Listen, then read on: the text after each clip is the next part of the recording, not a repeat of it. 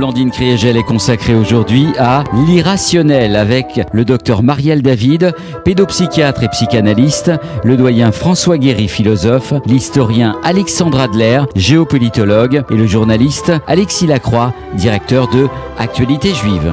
Merci beaucoup et à la régie, nos amis Philippe Sinclair, Benjamin et Clément. Alors évidemment, effectivement, nous commençons par ce problème de l'irrationnel.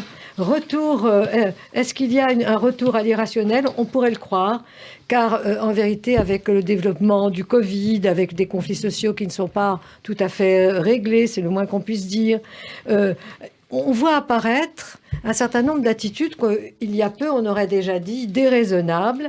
Et on met en cause, par exemple, une partie de la médecine. On a beaucoup de craintes qui montent dans notre société, craintes de la désorganisation des hôpitaux, de l'école, du réchauffement climatique, etc., etc. Bref, il est incontestable, tous les magazines le disent, qu'il y a une montée non seulement dans la rue ou ailleurs d'attitudes irrationnelles, mais une montée de retour à un certain nombre de disciplines plus irrationnelles qu'auparavant. Alors c'est pour cette raison que nous consacrons notre 2 émissions à l'irrationnel, et nous commençons par un texte de Nietzsche. Nous écoutons notre ami Alexis Lacroix. Nietzsche, la naissance de la tragédie. Lorsque l'on observe le spectacle offert depuis Socrate en présence de cette universelle avidité de savoir qui s'est manifestée avec une puissance que l'on n'eût jamais soupçonnée dans toutes les sphères du monde civilisé, qui s'imposant à tous comme le véritable devoir de l'homme intelligent à porter la science à la place suprême qu'elle occupe encore et dont on n'a jamais pu complètement parvenir à la déposséder. Devant cet universel désir de connaître, enlaçant tout le globe terrestre d'un réseau de communes pensées et rêvant même de soumettre à ses lois un système solaire tout entier, et si l'on considère en même temps la colossale pyramide de la science moderne, on ne peut se défendre de voir en Socrate l'axe et le pivot de ce qui constitue l'histoire du monde. Qu'on imagine en effet la somme incalculable des forces absorbées par cette tendance universelle, consacrée non pas au service de la connaissance, mais à la réalisation des désirs pratiques, c'est-à-dire égoïstes des individus et des peuples. Il est probable qu'alors, au milieu des perpétuelles migrations des peuples et des luttes exterminatrices, l'amour instinctif de la vie serait tellement affaibli et l'habitude du suicide devenue si générale que l'individu croirait accomplir son devoir suprême de fils en tuant son père et d'ami en égorgeant son ami. Pessimisme pratique qui pourrait même susciter l'épouvantable morale et l'anéantissement de peuples par pitié et qui d'ailleurs existe dans le monde partout où l'art n'est pas apparu sous une forme quelconque, particulièrement sous celle de la religion ou de la science comme remède et protection contre ce souffle empoisonné. C'est donc un extrait de la naissance de la tragédie, chère Blandine. Merci Alexis. Un souffle empoisonné. Alors, d'abord quelques mots sur Nietzsche, évidemment, il est ultra célèbre. 1844-1900, c'est tout, au fond, la deuxième moitié, on pourrait dire, du 19e siècle. Un philosophe qui décoiffe, qui dérange, passionnément lu, d'une certaine façon, par les révolutionnaires de tout poil. D'abord, évidemment, par les révolutionnaires conservateurs, mais aussi, n'est-ce pas, au fond, des révolutionnaires qui se situaient beaucoup plus à gauche. Et c'est intéressant, c'était le fils d'un pasteur luthérien qui était très lié à la famille royale de Prusse. Nous saluons l'arrivée de notre ami le docteur David. Et il a été d'emblée très brillant collégien.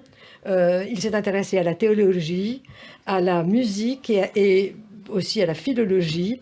Il a lu Schopenhauer avec passion.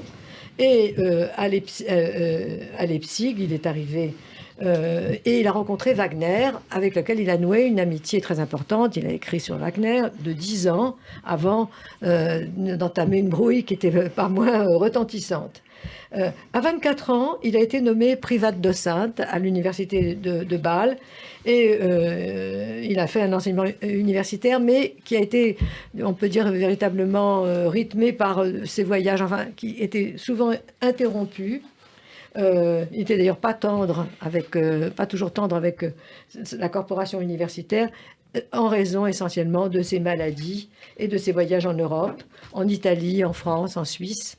Nous connaissons quelques-uns d'entre nous, n'est-ce pas, sa maison à Sils Maria, que nous avons visitée. Bref, de 1899 à sa mort, il a sombré dans la maladie. Mais, disons-le, l'œuvre de Nietzsche a connu un retentissement immense. Alors, que nous dit-il dans ce texte?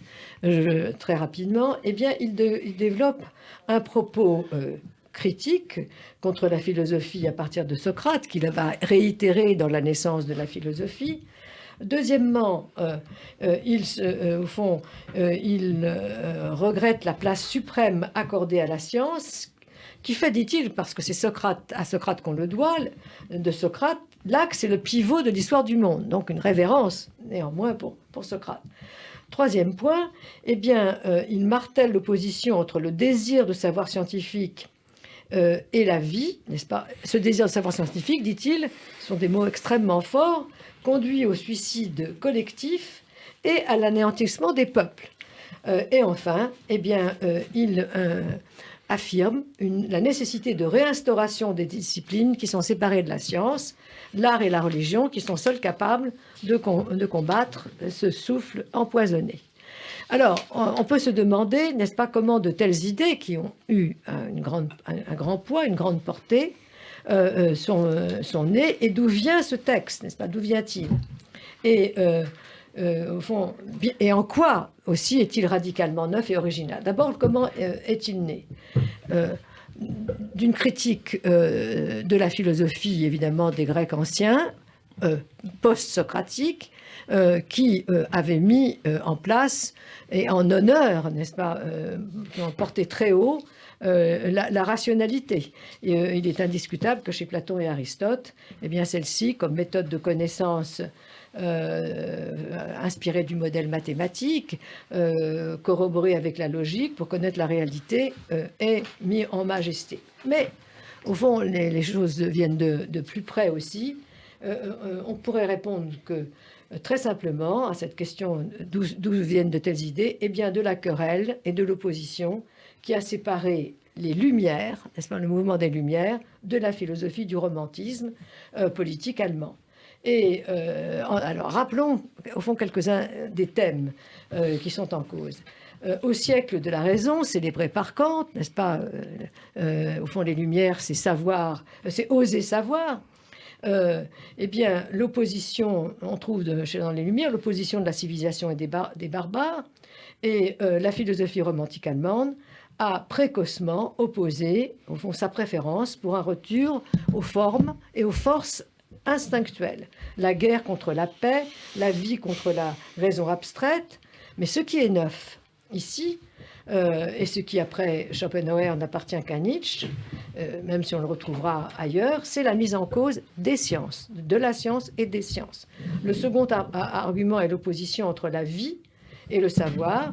Mais il existait déjà, d'ailleurs, tout le monde connaît la fameuse phrase de Méphistophélès dans Goethe, dans Faust, n'est-ce pas?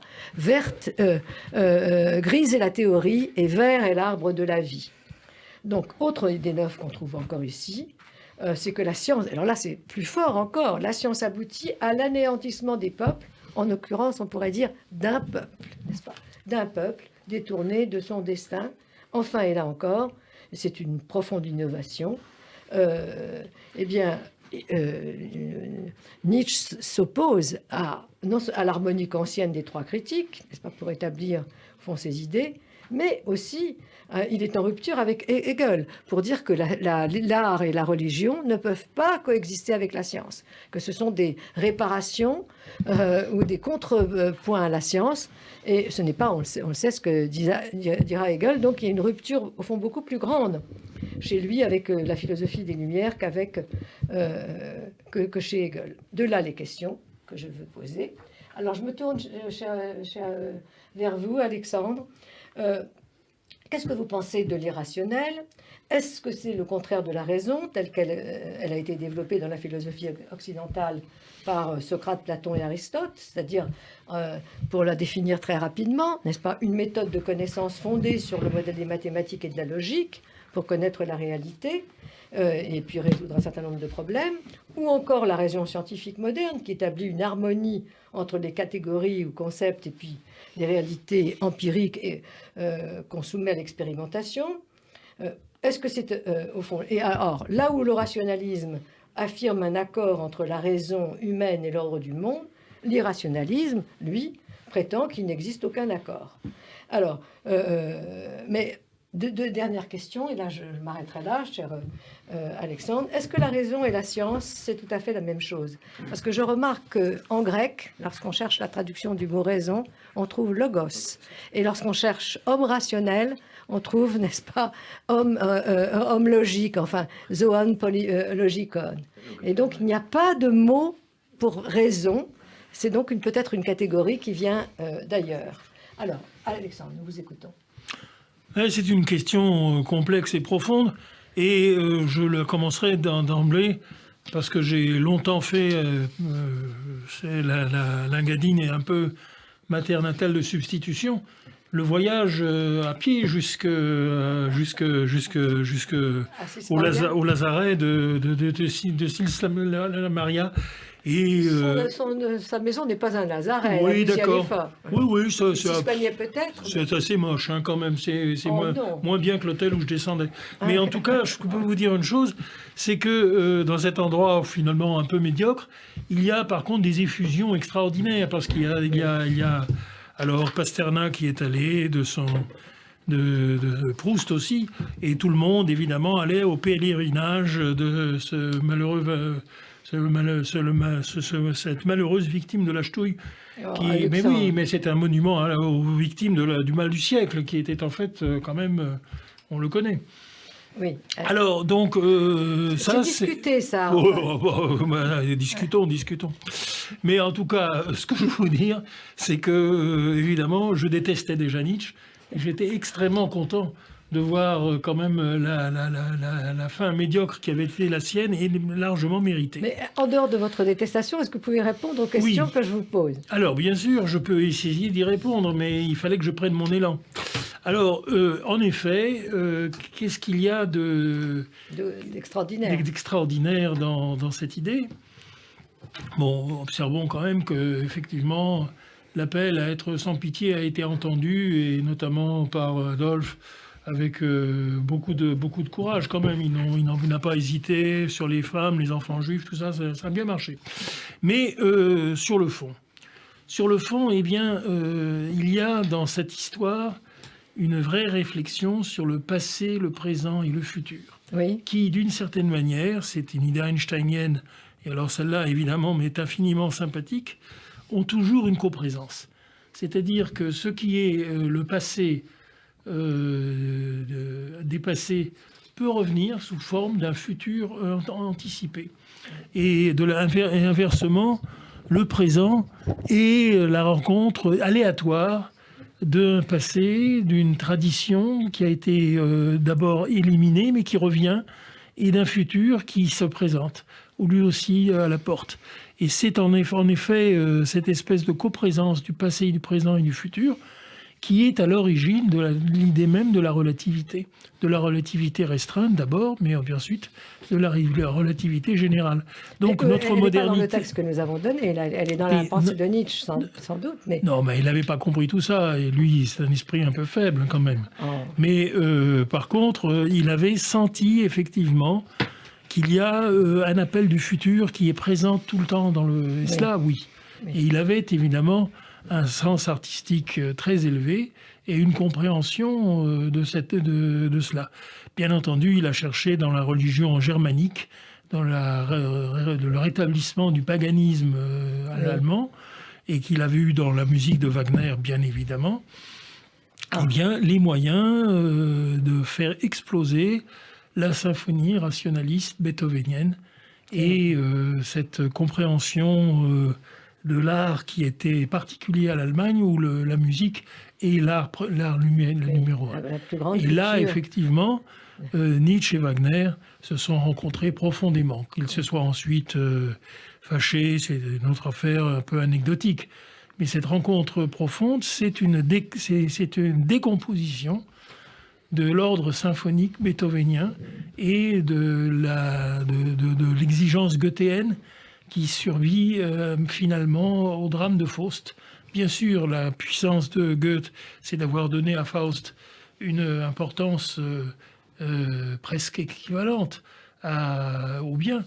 Mais malgré tout, la conclusion goethéenne et la conclusion beethovenienne, c'est que Faust, finalement, l'emporte, de la même que la musique l'emporte sur la surdité, dans le cas de Beethoven, et qu'il existe effectivement un ordre symphonique et un ordre, celui des derniers quatuors ou de la grande fugue, qui ont été écrits par un homme qui n'écrivait absolument plus, qui a connu une vie de tragédie insondable, et qui a surmonté la tragédie de sorte qu'on ne pense jamais, quand on écoute du Beethoven, à ce qu'a été la tragédie de sa vie.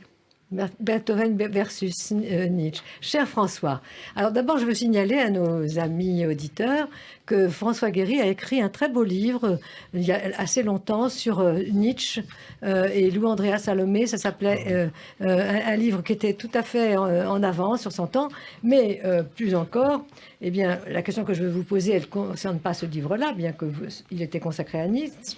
Je dirais que dans un livre remarquable que nous avons tous lu avec saisissement, n'est-ce pas, La loi du plus faible, vous montrez que la vie n'est nullement au service de la force, mais que dans son évolution, en particulier chez les mammifères, elle fait une place aux plus faibles, aux plus faibles. Alors, faut-il nécessairement, voilà la question que je voudrais vous poser, mais dès lors, opposer au fond la vie, ou encore la religion et l'art, au savoir et à la science? Est-ce que l'irrationnel serait-il la marque de la vie? Qu'en pensez-vous? C'est toujours compliqué avec Nietzsche. Désolé d'avoir la voix de quelqu'un qui a une extinction d'origine mystérieuse. Enfin, c'est le pollen. Oui, je vais demander au docteur. C'est la symphonie inachevée de Schubert. Alors, c'est assez compliqué. Nietzsche est un personnage qui dit non pas exactement une chose et son contraire, mais qui est extrêmement casuistique, très dialectique, si on peut dire. Naturellement, il a aussi des périodes et donc il a pu changer d'avis. Alors, le texte le plus irrationnel, si je puis dire, c'est plutôt celui que j'ai traduit jadis pour une petite édition scolaire, c'est-à-dire la seconde inactuelle, oui. Et où il s'attaque à la connaissance historique, oui. C'est-à-dire en fait à la mode allemande de développer des connaissances égyptologiques, archéologiques, etc. Donc il s'en est très souvent pris à des modes. Ici, il s'en prend en réalité, il n'est pas encore anti-schopenhauerien ni anti-wagnérien dans la naissance de la tragédie. D'ailleurs, la rupture tient au fait que Wagner a finalement désavoué un livre que tout le monde désavouait. Autour de lui, je ne parle pas de la naissance de la tragédie. Ah oui. Donc Nietzsche a eu vraiment la main malheureuse avec la naissance de la tragédie. Alors moi, ce qui me frappe dans ce texte, oui. Je trouve que c'est un prodigieux hommage à Socrate. En un sens, que oui. Par ailleurs, il a aussi très mal traité dans d'autres textes. Il a même traité quasiment, de roturiers abusant des jeunes nobles, y compris sur des plans inavouables. Bien, mais ici non, parce qu'il dit Socrate, c'est la passion de la connaissance. C'est une vie entièrement dévouée à la vérité et à la connaissance. Et en fait, c'est ça Nietzsche, dévoué à la connaissance et à la vérité, sauf que pour lui, ça correspond à l'oracle de Delphes, se connaître soi-même, c'est-à-dire aussi écarter le voile des illusions, des mensonges, de l'hypocrisie, qui fait que nous ne comprenons pas certaines choses, y compris sur nous-mêmes. Donc il y a l'idée chez Nietzsche qu'il faut se surmonter donc dépasser sa faiblesse, etc. Et il trouve dans Socrate un héros de la connaissance pour la connaissance. C'est d'ailleurs pourquoi dans le texte, mais on ne va pas y passer des heures, il dit non pas au service de la connaissance, mais au service d'intérêts pratiques. Et ce sont plutôt les retombées dans une société de consommation qu'il trouve odieuses et mortifères. Il parle quand même d'un souffle empoisonné. Et oui, puis, mais à propos de ça, et oui, pas du goût. Dans la naissance de la philosophie à l'époque de la tragédie grecque, il revient sur ça et en fait, il file avant Heidegger vers les présocratiques. Il explique que c'est au fond c'est ça qu'il faut retrouver plutôt que il s'agit quand même de l'origine de la tragédie. Oui, non, mais ce serait étonnant. Pas ici, mais je vous parle de l'autre. Non, même il s'est peu intéressé aux présocratiques philosophiques, si je peux dire. Oui. Mais par contre, il s'est intéressé à une période qui précède Héraclite, peut-être quand même. Platon et Socrate. Oui, c'est vrai. Alors maintenant, la question de savoir s'il pense que une loi du plus fort règne dans la société, non, justement. Il pense que précisément les forts, au sens où il l'entend lui, les forts sont écrasés par une armée des faibles. Et c'est d'ailleurs sur ce point-là que je pense qu'on peut justement rebondir, dialectiser et chercher un peu plus profond que l'idiotie qui consiste à dire les forts l'emportent, c'est-à-dire consistant à enfoncer une porte ouverte. Ça, c'est un autre débat. C'est le débat sur la science opposée à la vie. Alors, je me tourne maintenant vers... En tout cas, ça va bien marcher sur le plan électoral, puisque le premier quasi-génocide du XXe siècle est allemand, et il a lieu dans le sud-ouest africain, où les Hottentots, les Hottentotenwahl, ça a été les élections où il y a eu un enthousiasme de toute l'Allemagne à l'idée qu'on ait massacré les nègres. Marielle, je me tourne vers Marielle, parce qu'on peut se demander, si on suit les découvertes devenues aujourd'hui en quelque sorte un patrimoine culturel commun, je parle des découvertes de Freud en particulier, finalement, sur son interprétation des rêves, des lapsus, des actes manqués. Bref, tout ce qu'on considérait avant Freud comme parfaitement irrationnel. Et Freud a écrit La science des rêves, c'est-à-dire quelque chose qui fait rentrer, n'est-ce pas, l'irrationnel dans le savoir. À partir de là, comment vous, chère Marielle, vous pensez les rapports du rationnel et des rationnels? Est-ce qu'on peut Marielle, là, ce que je ressens, c'est qu'il parle de la question de la science et il l'oppose d'une certaine façon à Socrate, c'est-à-dire à la philosophie. Et le tout pour conclure que une vie sans religion et sans art n'est pas une vie. Oui. Donc, d'une façon... Mais il oppose ça à la science, il oppose l'art et la religion. Il oppose à la science, mais on voit bien aujourd'hui qu'il n'a pas entièrement tort. Parce que finalement, dans le monde où la science a pris une ampleur absolument inouïe, eh bien, beaucoup de domaines sont tout à fait en crise. Si c'est la science. Donc, dire qu'il faut de l'art et il faut du spirituel pour l'humain me paraît quand même... Mais tout le monde est d'accord avec ça, Marielle. Oui. Le problème de ce qu'il dit, ce n'est pas qu'il faut de l'art et de la religion, en particulier nous ici, comme on va le montrer. Mais est-ce que ça s'oppose frontalement à la science? C'est ça le problème. Est-ce que c'est le contraire? Est-ce que c'est séparé de la science? Dans un humain, ça n'est pas séparé. C'est-à-dire, vous pouvez avoir parfaitement quelqu'un qui est tout à fait juif, qui fait tout à fait le Shabbat et tout, et qui par ailleurs regarde les étoiles parce que il est astronome et que il croit au Big Bang. Les deux existent dans une même personne, tout le monde le sait. C'est Zemmour, ça. Oui. Alors, donc une question à Alexis. Alexis, la dernière fois, vous nous avez expliqué, j'ai trouvé de façon assez convaincante, que l'école de Francfort et ses relais en France, c'est-à-dire à Horkheimer, Adorno, en France, c'était Lefort, Castoriadis, et d'ailleurs d'une manière, je trouve, assez brillante, Edgar Morin, avait tenté de trouver une voie pour dépasser le conflit des Lumières et du romantisme. Puisqu'en fait, nous sommes sur la trace de ce conflit. Et en montrant en particulier qu'il peut exister, c'est une déraison de la raison, puisque celle-ci, finalement, est essentiellement un processus de rationalisation et qu'on trouve cette déraison dans les techniques bureaucratiques ou industrielles ou encore, comme Jonas l'a dit, dans le rapport à la nature. Mais pour construire, parce que c'était ça le programme, n'est-ce pas, de ces philosophes qui nous ont précédés, pour construire ce qu'ils appelaient une raison ouverte, est-ce que c'est suffisant? Alors, non seulement parce qu'aujourd'hui, ils sont hélas un peu oubliés, mais au fond, est-ce que ça décrit vraiment le processus de la science? Vous savez, nous sommes avec François des élèves de Canguilhem, et on ne peut pas oublier que Bachelard disait, n'est-ce pas, que la connaissance est une lumière qui projette toujours quelque part des ombres. De là, en fait, l'importance de tout ce qui est en dehors de la science, les marginalia, puisqu'au fond, ce qu'on cherche de neuf, c'est ce qui n'a pas, c'est ce qui n'est pas connu. De là aussi, n'est-ce pas, l'importance dans ce processus incoatif des retours en arrière. L'exemple classique que Canguilhem nous enseignait, c'était le retour de Galilée à Archimède par-dessus la physique médiévale. Donc, voilà ma question. Au fond, j'en ai même deux, n'est-ce pas? Ne faut-il pas faire une place à ce qui déborde la rationalité aujourd'hui, justement pour être rationnel, et plus fondamentalement, au fond, ce terme, cette catégorie, n'est-ce pas, la raison, est-ce que ça n'advient pas d'une philosophie qui n'est pas présente dans la science nécessairement, ou chez les, en tout cas la mise en majesté de la logique, de l'argumentation logique, et on dirait aujourd'hui rationnelle, chez les Grecs. Parce que la raison, c'est une catégorie de la philosophie du sujet.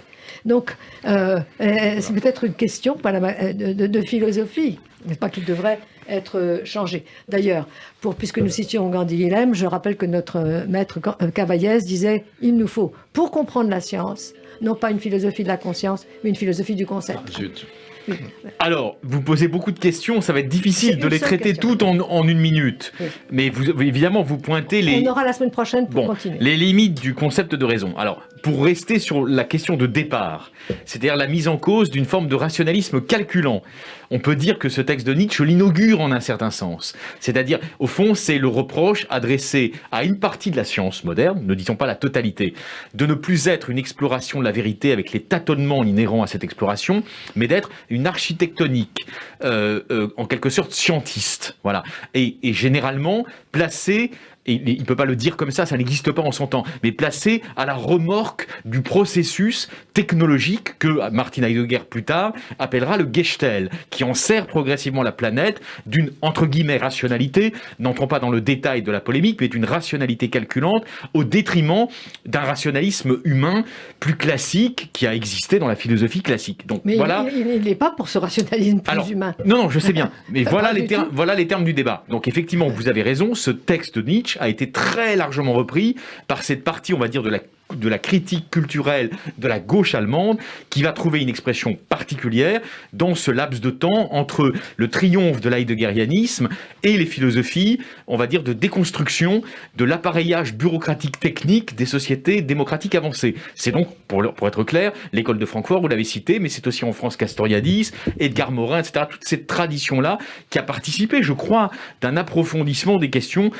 progressistes. On peut ouvrir notre émission là-dessus. Merci beaucoup, Alexis, de cette mise au point, mais la question n'est pas tranchée, nous la reprendrons. Merci beaucoup.